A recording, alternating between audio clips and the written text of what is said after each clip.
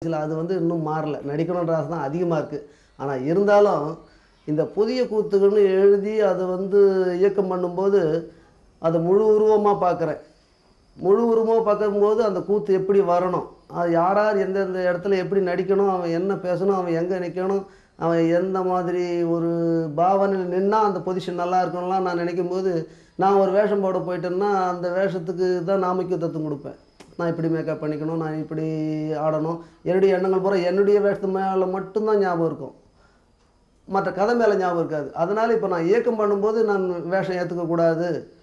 அப்போ வந்து நம்மளுடைய இயக்கம் சரியா இருக்காது. அது சரியான இயக்கமா இருக்கணும்னு சொன்னா, நான் பொதுவா இயக்கத்துல மட்டும் நிக்கணும், நடிக்க ஆசைப்படக்கூடாதுன்னு சொல்லி, மனசுல நடிக்கிற ஆசைய ஒரு பக்கம் அப்படி ஒதுக்கி வச்சுக்க ஆசை இருக்கு. இருந்தாலும் ஒதுக்கி வச்சு, அத இயக்கம் பண்றதுக்கு எண்ணத்த வச்சு, ஏதோ எனக்கு தெரிஞ்ச அளவுக்கு அந்த என்னுடைய புது கூத்துக்கள்லாம் எழுதி இயக்கி அவங்களுக்கு சொல்லிக் கொடுத்து ஆட வச்சிருக்கிறேன்.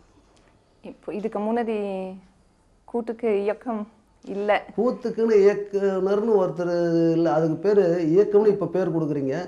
அதை நானும் சொல்றேன். காரணம் அப்படி சொன்னா தான் எல்லாருக்கும் புரியுன்றதுக்காக. சூஸ்திரதாரின்னு சொல்லுவாங்க. சூஸ்திரதாரி அதுதான் எங்க அப்பாவுக்கெல்லாம் கூட இயக்குனர் தான். அவங்களுக்கு அப்பா இயக்குனர் பேர் கொடுக்க மாட்டாங்க. வாத்தியாருன்னு சொல்லுவாங்க. சூஸ்திரதாரின்னு சொல்லுவாங்க. ஒரு வாத்தியார் கூத்து வாத்தியார்னு சொன்னா அவங்களுக்கு எல்லாம் ஆடணும், பாடணும், சொல்லியும் தரணும். அது வாத்தியார்ன்றதுனால ஒரு வேஷம் போடுறதுனால ஆனா முழு கூத்து அவங்க இயக்கம் பண்ண முடியாது. அது சரியா வரலன்னா மறுநாள் நடந்து போற காலத்துல சொல்லுவாங்க. அதனால அத இயக்குனர் சொல்ல முடியாது. இப்ப தனியா நம்ம அந்த வேஷம் ஆடுறத ஒதுக்கி நம்ம தனியா நின்னு ஒரு ஒத்திகை பயிற்சி கொடுத்து அதை இயக்கம் பண்ணி அது பண்ணும்போது இது இப்பத்தினுடைய இயக்கம் வந்து சொல்லலாம். இதுதான் சூஸ்திரதாரி. இப்படி வேற சூத்திரதாரியா ஏத்துக்கிறேன். இல்ல கிராம ஜனங்க என்ன விரும்புறாங்க? அந்த புதுமை அல்லது இந்த பழமை? கிராம ஜனங்க வந்து புதுமையும் விரும்புறாங்க, பழமையும் விரும்புறாங்க. ஆனா அதுக்காக பழைய கூத்து வெறுக்கிறாங்களா? கிடையாது. அதை விட அதிகமா பழைய கூத்து தான் எதிர்பார்க்குறாங்க.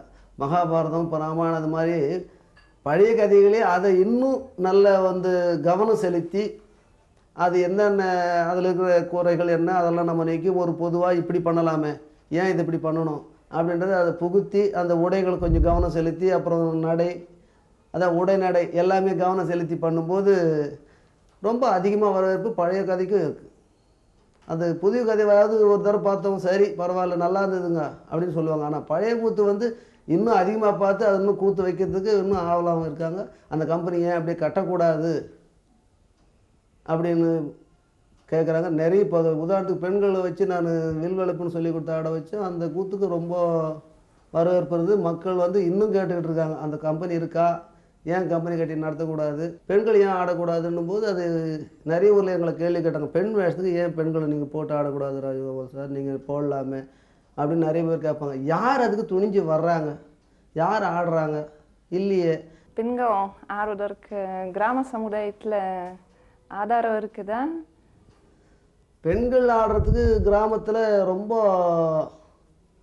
ஆதரவு அதிகமாக தான் இருக்குது. ஆனால் வெளியே கேட்டிங்கன்னா பெண்கள் என்னத்துக்குப்பா அப்படின்னு ஒரு சிலர் சொல்லுவாங்க. அதாவது 100க்கு ஒரு 2 பேர் 3 பேர் சொல்லுவாங்க பெண்களாக ஆடுறாங்க அப்படின்னு. ஆனால் 100க்கு 99 பேர் கேட்டிங்கன்னாக்கா பெண்கள் ஆடுறத பார்க்கறதுக்கு தான் வர்றாங்க. பெண்கள் ஆடுறாங்கன்னா இன்னும் அதிகம் விரும்புகிறாங்க. ஆனால் மேலோட்டமாக கேட்டிங்கன்னா பெண்கள் ஏன்பா ஆடணும், ஆடக்கூடாதுப்பான்னு சொல்லுவாங்க. ஆனால் உள்ள கேட்டிங்கன்னா பெண்கள் ஆடுறாங்களா அந்த கம்பெனி தாம்பலம் கொடு, சும்மாவாவது ஒரு பொண்ணு இருக்குதா, அது ஆட தெரியாதா கூட போட்டோம் அப்படின்ற நிலைமையில் இருக்குது. ஆனால் கட்டக்கூத்தில் இன்னும் பொம்பளைங்களை சேர்த்து ஆட வச்சு பண்ணணுன்றது யாருக்கும் அந்த எண்ணம் வரல. நான் இப்போ கம்பெனி இடத்துல அதனால் அதில் நான் பேச முடியல. ஒவ்வொரு கலைஞனும் பொதுவாக கலை அந்த கலைக்கு சேவை அப்படின்ற ஒரு மனசில் நினச்சி அவன் செய்யணும். ஆனால் தொழில் வந்து இன்றைக்கி காசு கொஞ்சம் வருமானம் வருது, அதுக்காக கொஞ்சம் நல்லா ஆடுறது. அது வரலையா அந்த ஊரில் சரியாக ஆடுறதில்ல அப்படின்னா அது கண்டிப்பாக அவன் பேரை கெடுத்துக்கின்னு தான் வீட்டுக்கு போவானே தவிர அவனுக்கு அந்த அளவுக்கு பேர் ஒரு கலைஞனுக்கு வராது. அதனால் எப்போதும் அவன் காசு வந்தாலும் காசு வரலைனாலும் அம்பகம் அதிகமாக இருந்தாலும் அம்பகம் கம்மியாக இருந்தாலும் அவனுடைய என்ன திறமையும் அவன் அன்றைக்கின்னு புதுசாக அன்றைக்கி ஒரு திடீர்னு கற்றுன்னு வர முடியாது. ஆனால் என்ன கற்றுக்கிட்டு இருக்கிறானோ அது வரலாம் அவன் ஒளிவு மறைவு இல்லாமல் அந்த கலை அந்தந்த போட்ட வேஷத்துக்கு ஏற்ற மாதிரி நடித்து அவன் திறமையாக வந்தானா ஒவ்வொரு நடிகனும் எந்த வேஷம் போட்டாலும் அவன் திறமையாக நடித்து வரலாம். இன்னும் அந்த கலை வளர்கிறதுக்கு வாய்ப்பு இருக்குது. ஜனங்க பார்க்கல, டிவி வந்தது, சினிமா வந்தது சொல்கிறதெல்லாம் எனக்கு நம்பிக்கை இல்லை. என்னுடைய கூத்து கம்பெனி ஓடும்போது கூட 200 கூத்துக்கு நான் ஆடிட்டு தான் இருந்தேன். வருஷத்தில் 150 100 150 அதுவே போதுன்ற நிலைமை தான். முடியலன்ற நிலைமை தான் ஆடினேன்.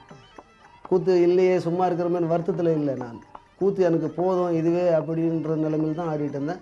இன்னும் அதை விட இப்படி தான் ஆடிட்டுருக்காங்க. கூத்து வந்து இப்போ ஒன்றும் குறைச்சி யாரும் ஆடல. வருஷத்தில் 200 கூத்து ஆடுறன்னு தான் தைரியமாக சொல்கிறாங்க. அதுக்கப்புறம் 10ல் ஏன் சொல்கிறாங்க அது எனக்கு தெரியல.